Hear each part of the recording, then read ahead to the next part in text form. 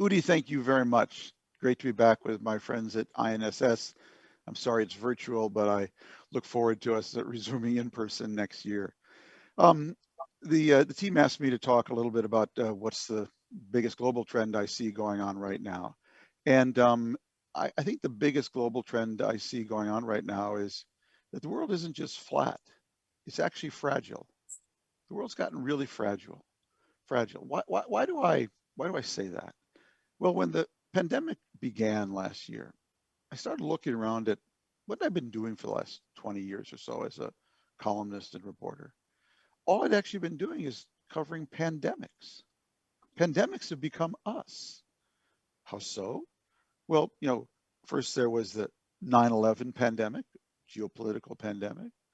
Then there was the 2008 financial pandemic. Then there was the 2019 biological pandemic. And staring us in the face is an upcoming atmospheric pandemic called climate change. Every 7, 8 years now, we're being hit by a global event with different kinds of pathogens, biological, political, um, that are actually just rattling the whole world and forcing us all to kind of take a time out. So, as I reflected on that, I sat back and thought, why is that happening? Why does the world feel not just flat, but fragile? And the reason it's happening is that what we've been doing over the last 20 years is connecting more nodes in the world, making the world flatter than ever, greasing the connection between those nodes, but at the same time removing the buffers, the surge protectors, the things that can manage the flow between those nodes. And when you do that, and then human beings continue to do the crazy things they always do, you actually end up with a much more fragile world. So let me explain, because what's so interesting about what's happened over the last actually 30 years almost is that in each case, we had a warning heart attack and then we had the full coronary. So let's start. Let's first look at the geopolitical pathogen. In 1993, a radical Islamist extremist named Ramzi Youssef packed a truck full of explosives, parked it under the World Trade Center, building number one. And fortunately, the detonation had a limited effect. It only killed half a dozen people, but it wounded 1,000. That was the warning heart attack. In 2001, we had the full coronary. In 1998, a hedge fund in Connecticut called Long-Term Capital Management managed to build up $1 trillion, that's trillion with a T, in leverage, a small little hedge fund, managed to build up $1 trillion in leverage. And in 1998, when Russia defaulted and completely upset the interest rate market, long-term capital management started to melt down and threatened to take all of Wall Street with it. Only coordinated action by the Federal Reserve and Wall Street banks prevented that from becoming a giant global economic meltdown. That was our warning heart attack. In 2008, we had the full coronary. In 2002, a coronavirus, a respiratory virus, emerged in Guangzhou, China. It was called SARS-CoV-1. SARS-CoV-1 began to spread around Guangzhou, and then a doctor from Guangzhou flew to Hong Kong, stayed in a hotel, stayed in room 911. Can't make that up. And SARS-CoV-1 exploded out of China into Southeast Asia. Again, thanks to coordinated international action, we were able to limit its impact. And then, of course, in 2019, we got the full coronary. Today, we are getting multiple warning heart attacks about climate change. Much more intense forest fires, uh, much more rapid ice melt in the two poles, warming of oceans and destruction of coral reefs. Everywhere you turn, you see the warning heart attacks on climate change. And the really scary thing is if the full coronary comes on climate change, there is no herd immunity. There's just an endless pounding on the herd. And there is also no vaccination for climate change. So we really need to take these warning heart attacks seriously. So what's going on?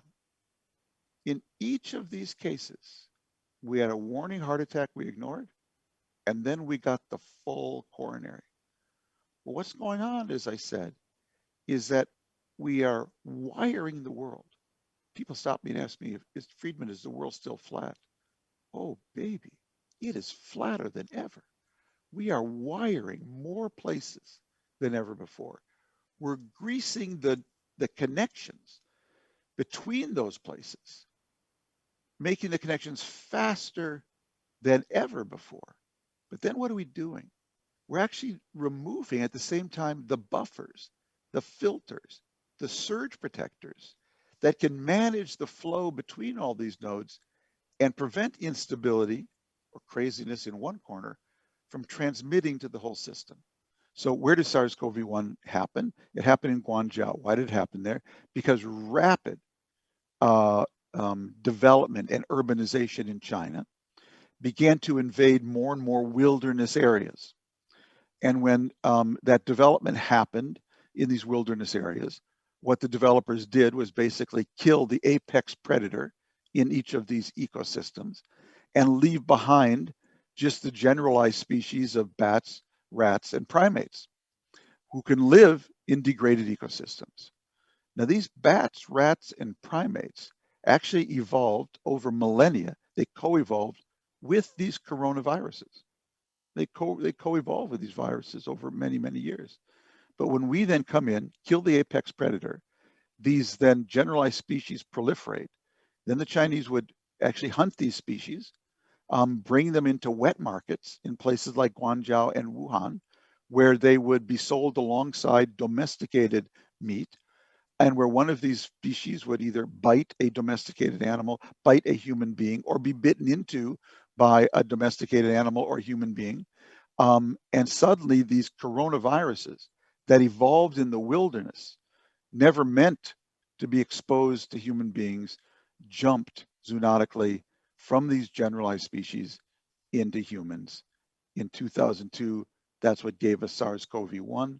And of course, in 2019, that gave us SARS-CoV-2. But the system now is so much more greased. Between December 2019 and March 2020, there were 3,200 direct flights from China to the United States. 3,200. There were 50 direct flights between Wuhan and the United States, where the virus started. Wuhan. How many Americans have ever even heard of Wuhan? So again, we removed the buffers and we greased the world, and suddenly a little virus that emerges in Guangzhou, China, can get transmitted to the entire system. And of course, today, what's going on with climate change? We are literally removing physical buffers, rainforests, polar ice. Polar ice is very important because that white ice actually reflects the sun's rays back into space, so they don't hit the oceans everywhere and warm and boil the oceans. Removing mangroves that limit the impact of hurricanes and whatnot, other sea storms. We're everywhere you turn, and then of course, radically expanding our emissions of CO2 into the atmosphere. All of these things are actually weakening our resilience and our buffers to climate change. We're getting the warning heart attacks now every day. And as I say, God save us from the full coronary, because there is no herd immunity to climate change and there is no vaccination. So that is why I say, my friends, the world today is not just flat, it's more and more fragile. And unless we take a step back as a global collective and understand the implications of flattening the world, wiring it together, connecting more and more nodes, greasing the connections between those nodes, but at the same time, removing the buffers and surge protectors that can prevent instability from one node being transmitted to the whole system, we're going to get more and more of these warning heart attacks and full coronaries. I know there's a lot of curiosity right now as to whether the Biden administration is alive to this situation and what the difference will be between it and the Trump administration. And I am encouraged that we are returning to our normal multilateral approach to the world. Because one thing I know for sure, I don't know what is fully sufficient to prevent the next pandemic, but I know what is necessary. And the only way you can prevent these pandemics is with global collaboration around the financial, ecological, and geopolitical buffers and surge protectors that we need to ensure that a world that is getting more tightly and tightly wound together and more rapidly greased together, that this world is not so fragile. The only way you do that is through multilateralism.